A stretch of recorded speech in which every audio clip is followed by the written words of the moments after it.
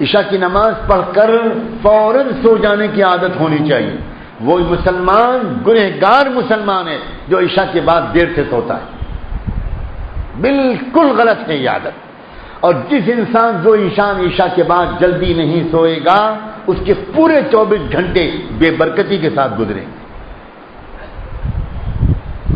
اب کر کے دیکھو اس پر عمل. چھوڑو رواج کے لوگ کیا کرتے ہیں. یاد رکھنا ہم لوگوں نے یورپ والوں کی خرابیاں لے لی ہیں لیکن یورپ والوں کی خوبیاں ہم نے نہیں لی. یورپ والوں نے ہماری خوبیاں لے لی اور ہم نے ان کی خرابیاں لے لی. پورے یورپ اور امریکہ میں کہیں جا کر دیکھو رات تو دور کی بات ہے شام سے سناٹا شروع ہو جاتا ہے. بالکل 9 بجے رات کے بعد آپ اگر وہاں کسی کو فون کریں لندن میں فرانس میں تو آدمی سمجھتا ہے یا تو یہ پاگل ہے یا یہ شراب کے نشے میں چور ہے یا کوئی ایمرجنسی ایسی پیش آ گئی ہے. 9 بجے رات کے بعد گھر کی بتیاں آف کر دی جاتی ہیں, فون بند کر دیے جاتے ہیں اور لوگ بہت جلدی سو جاتے ہیں. شام 7 ساڑھے 7 بجے نیو یارک شہر کے اندر سناٹا چھا جاتا ہے.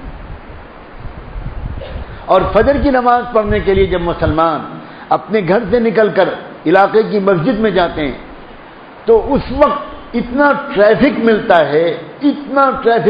ہے کہ جب تک پیدل چلنے والے کو بھی گرین سگنل نظر نہیں آئے گا ٹریفک میں وہ سڑک پار نہیں کر سکتے. اتنی صبح وہ لوگ اٹھتے ہیں. پورا امریکہ اور یورپ سڑکوں پر دوڑتا ہوا نظر آتا ہے. ایکسرسائز کرتے ہیں, سمندر کے کنارے دوڑتے ہیں, کشتی چلاتے ہیں, سوئمنگ کرتے ہیں, اپنی صحت کے خیال رکھتے ہیں, دوڑتے بھاگتے ہیں اور بہت صبح کو اپنی جاب پر جانے والے بھی ہزاروں ملتے ہیں. لیکن ہمارے معاشرے کا کیا حال ہے, کیا ہو گیا ہے. میں نے پرسوں کے بیان میں کہا تھا بازاروں میں بیٹھنے کے بارے میں اور آج کے بیان میں کہہ رہا ہوں رات میں دیر سے سونے کے بارے میں. عادتیں نہیں بدلو گے تو صرف دیندار کیسے کہیں گے. دین کہتے ہی ہیں اللہ کے حکم کی روشنی میں اپنی بگڑی ہوئی عادتوں کو بدل لینا. وقت بہت برباد ہوتا ہے, باتوں میں برباد ہوتا ہے, اخبار کے پڑھنے میں برباد ہوتا ہے, جاگ جاتے ہیں پھر بھی بستر پر پڑے رہتے ہیں اس میں برباد ہوتا ہے, ناشتے کی میز پر برباد ہوتا ہے, بلا وجہ کی موبائل کی گفتگو پر برباد ہوتا ہے.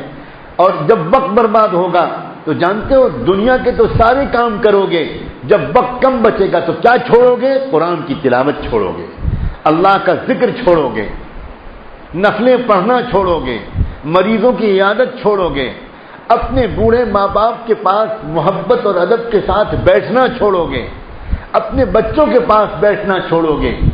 دنیا کمانا تو نہیں چھوڑو گے, اس میں تو کوئی کمی نہیں کرو گے, اس لیے کہ دنیا کی محبت رگ و پے میں سرایت کر گئی ہے. ہڈی ہڈی بوٹی بوٹی میں دنیا کی محبت اندر گھس گئی ہے.